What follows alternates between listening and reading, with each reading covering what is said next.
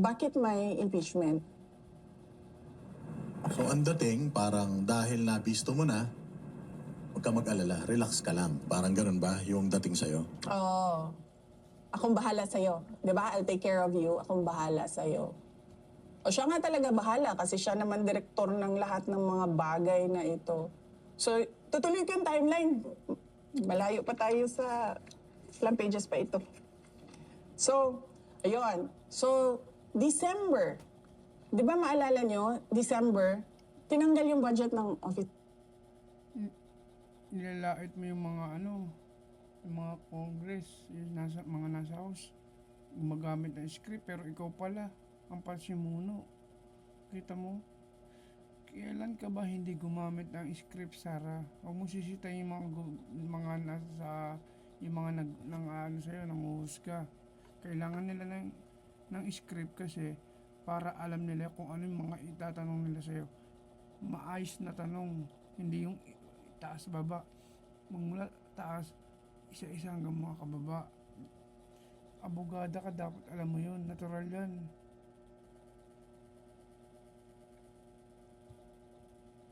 Gagawa ka na lang din naman ng propaganda mo. Usayan mo yung script mo. Office of the Vice President. Wala na kaming yung sabi ni Franz Castro, bakit 2.3 billion? Pagdating ng December, paglabas ng budget, approximately 700 million na lang yung OVP budget. Nalaman niya na nasa Davao ako. Pumunta siya sa Davao, si BBM. Tapos, akala ko ang pag-uusapan namin ay yung pagtanggal ng budget ng OVP. Nung nakumakain na kami, walang sinasabi. Puro walang kwentang usapan na hindi mo alam saan papunta yung biglang ang pag-uusapan, rice fields, sa susunod yung swahe na kinakain. Ganun, okay, sige. Parang ako, uuwi na tayo, sayang yung oras natin dito. So, kumakain sila. Tapos, nung palabas na kami sa restaurant doon sa Davao City, eto na naman siya, yung kanyang pagbubulong na mumbling niya, na hindi mo alam kung takot ba ito magsalita, ayaw niyang magsalita, hindi siya makapagsalita, natatakot siyang mahuli siya sa pagsisinungaling niya, ganun siya. Tapos sabi niya, ang nakuha ko lang sa sinabi niya, mag-ingat ka, tuturuan ka namin. So ito na naman tayo, mag-ingat ka. Bakit ako mag-iingat? Yung tuturuan ka namin, yun ang hindi ko maintindihan talaga hanggang ngayon. Tuturuan ka namin ng leksyon? Kasi ganun yun eh. Tuturuan kayo, ma'am, na Tuturuan ka kasi bobo ka. kung ano yung isasagot, tapos ikakapahamak nyo. baka tuturuan kayo ng mga bagay na ginagawa nila na hindi nyo ginagawa. Hindi ma'am, pero na-observe ko doon sa sinabi nyo kanina, si Franz Castro na naman ang nagkomento doon sa budget nyo na bilyon. Tapos biglang bumaba. So parang nasusunod pa sa administrasyon na ito, itong mga makakaliwa, itong mga kakampi ng CPP, NPA, NDF? Parang ganun. Pagdating sa Duterte, nagsasama-sama sila ngayon pagdating kontra Duterte. Naiintindihan ko ang Makabayan Block kasi sabi ko nga sa inyo, may programa kami doon na tinapos talaga namin yung insurgency. Kasali sila sa... kasali sila. Wala yung stronghold nila sa Davao City, yung Paquibato District. Kasali sila doon sa mga surveillance, inimbestigahan, tiningnan kung saan sila pumapasok na mga lugar sa Davao City, ano yung sinasabi nila sa mga tao, ano yung parang pag-poison ng utak ng mga tao. Ganun yung naiintindihan ko Makabayan Block. Paano ba sila mag-operate sa Davao? Lalong-lalo na itong party list nila, yung ACT teachers. Oo, ang Makabayan kasi, di ba, is Bayan Muna, Anak Pawis, Gabriela, Kabataan, tsaka ACT teachers. Ang malakas sa Davao ay noon, nung nandyan pa yung mga leaders nila, Bayan Muna, Anak Pawis, tsaka Gabriela. Yan yung malakas sa Davao noon. Paano sila? Pumupunta sila sa mga depressed areas. Yung mga tao ba na madali mo makumbinsi? Kasi panghahawakan na lang nila kung ano-ano ang any kind of hope na makita nila na tanggal sa kanila sa kahirapan. Doon sila pumupunta.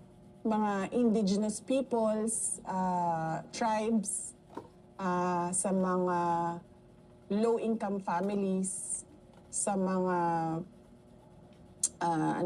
informal settlers. Dito sila nagre-recruit ng mga kasamahan nila.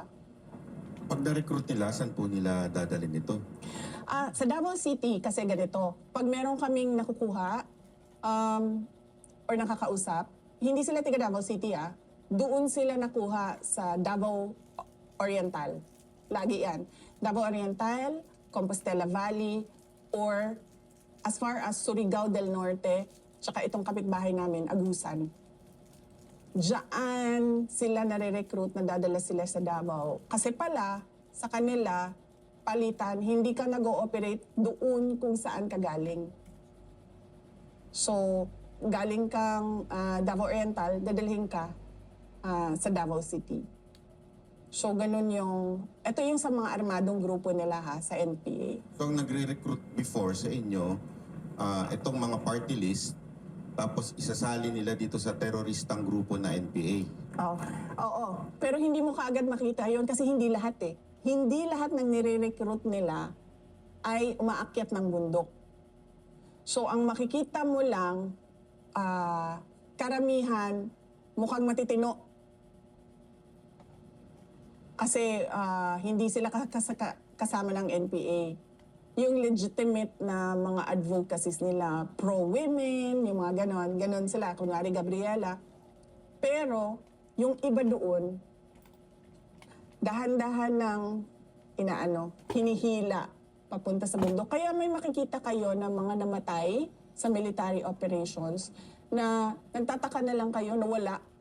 Sumali ng Kabataan Party List, sumali ng Gabriela na wala. Tapos nakita na lang patay na sa military operations. Kasi yun yung mga ni-recruit galing doon sa, kumbaga, tinatawag nilang legitimate organization namin. Galit sila kasi hindi ko pinapayagan yung ganun. Galit sila kasi hindi mo talaga ako madala na pwedeng sabihin mo na lang tulad ng ibang mayor na tumahimik ka na lang or takutin tulad ng ibang mayor na parang, hindi ka mananalo dito sa lugar namin kung hindi ka magbabayad. Sa akin, hindi. Okay na matalo ako. Hindi lang ako sasama sa kausa, sa cause ninyo. Pero bilang mayor ng Davao City, gaano kayo kakritikal dito sa mga sa mga organisasyon na to? Critical ako pagdating sa recruitment nila sa mga tao papunta sa pagiging NPA.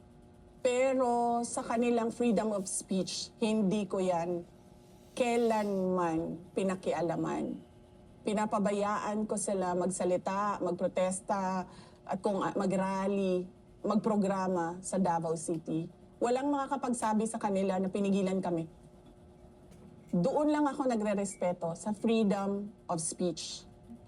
Labas doon yung mga illegal na ginagawa nila bilang isang terrorist organization ng mga NPA, hindi talaga ako tumatahimik. So talagang palang ugat malalim na. Ika nga, Sa Makabayan, yes. Sa Makabayan. Kaya ito ang pumayag ng kay Martin na kayo ay ipa-impeach. Hanggang ngayon, sila pa rin ang namumuno sa impeachment ninyo. Yes, kung makikita nyo, meron silang endorsement.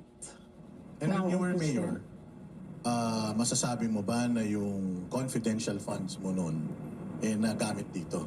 Merong portion, hindi lang kasi sa terrorism ginagamit ang confidential funds. Ang confidential funds, lahat ng national security issues na kailangan ayusin ng gobyerno ay ginagamitan ng confidential funds. So ang terrorism, isa lang yon. Ang insurgency, isa lang yon. Sa kadami-dami ng national security issues. And how important na ano yun, hindi lumabas into open yung kung paano ginagamit yung mga confidential funds na yan. Unang-una may batas. Yan yung sinasabi namin noon din sa kanila. Hindi natin pwede pag-usapan kasi may batas. Kaya nga confidential ang tawag dyan eh. Confidential yan, hindi dahil may anomalya dyan or merong hocus-pocus dyan. Confidential yan kasi pinoprotektahan niya yung buhay ng mga tao na nandoon sa organization, intelligence operations. Buhay ang pinoprotektahan dyan. So hindi ito limited, hindi ito limited VP sa anti-insurgency lang. Hindi. Kasama dito pati peace and order. Yes, oo. Broad kasi ang peace and order, 'di ba? Pero lahat ng components at problems sa issues sa peace and order kasama 'yon. Sa local, nadidiscuss nyo yan sa City Peace and Order Council. Pagdating naman sa region, nadidiscuss yan sa Regional City Peace and Order, Regional Peace and Order Council sa ARPO. So madami yan. Madaming issues dyan na tinatakel ang syudad at ang region. Balikan po natin yung AOM, yung pangalawang AOM. After po nun, ano po ang nangyari? At sa tingin nyo ba, ginamit ang COA against you? Ginamit ng House of Representatives. Makikita mo sa timeline, di ba? Every time nagsasalita sila, lumalabas yung AOM.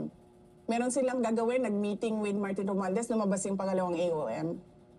So, ginamit siya ng House of Representatives. So kailan lumabas VP yung NDA?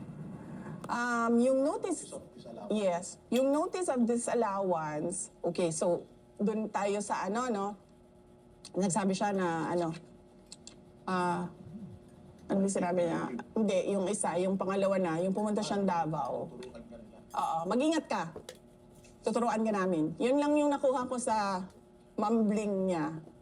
Mahilig kasi siyang, makikita niyo sa footage mahilig yan lumapit sa akin at gumaganon, bumubulong. Baka naman di pumambling nyo, baka ngumumuya lang siya. Actually, pareha sila, no? Kahit yung asawa niya mahilig din magbulong-bulong, Napapansin mo pag, hindi ba? Pero itong dinner nyo na yan or yung inyong nung lumabas kayo, may mga pictures ba kayo dyan o proof na nagkita talaga kayo? Malamang meron yung mga pictures. Wala kasing media doon kaya walang public na photos. Pero maraming photos na galing sa mga private individuals na nandun sa restaurant. Kasi hindi naman pinasara yung restaurant Maraming tao doon. Pero natatandaan niyo, VP, bakit siya nando doon sa Davao? Di ba usually ang presidente, pag pupunta siya sa mga lugar, meron silang inaatinan na something. Alam mo, hindi ko talaga alam, sa totoo lang. Hindi ko alam kung bakit siya lumipad doon sa Davao. Ang akala ko ay meron siya pupuntahan, pero ang sinabi, eto, sasabihin ko sa inyo pag personal knowledge ko, pag chismis lang. Okay? Ang narinig ko, natulog siya sa bahay ni Anton Lagnameo that night. At ang narinig ko, may away sila ni asawa niya, ni Lisa. Ito yung time na wala ata si Lisa, pumunta siya abroad. Ito chismis na lang Hindi ko alam kung totoo na may away sila, hindi ko alam kung totoo saan siya natulog. Okay. Na-outside of Colombo pala si PBM. Kasi nakapagtaka lang, di ba? Usually nga, pag pupunta ka sa isang lugar, Announce yan. announce at saka merong event. Pero ito, unannounced, tapos wala namang formal na, formal na dinner, parang niyaya lang po kayo, di ba? Oo, dinner lang yun. Hindi ko siya nagmambol. Wala po kayo pinag-usapan except yung bulong. Doon sa dinner, wala. Doon sa dinner, hindi kasi na ako nakikinig kay BBM kasi hindi ko, basta alam ko lang pinag-usapan yung shrimps, pinag-usapan yung Hindi ka nakikinig o hindi mo lang alam yung pinag-uusapan dahil sa kantanga.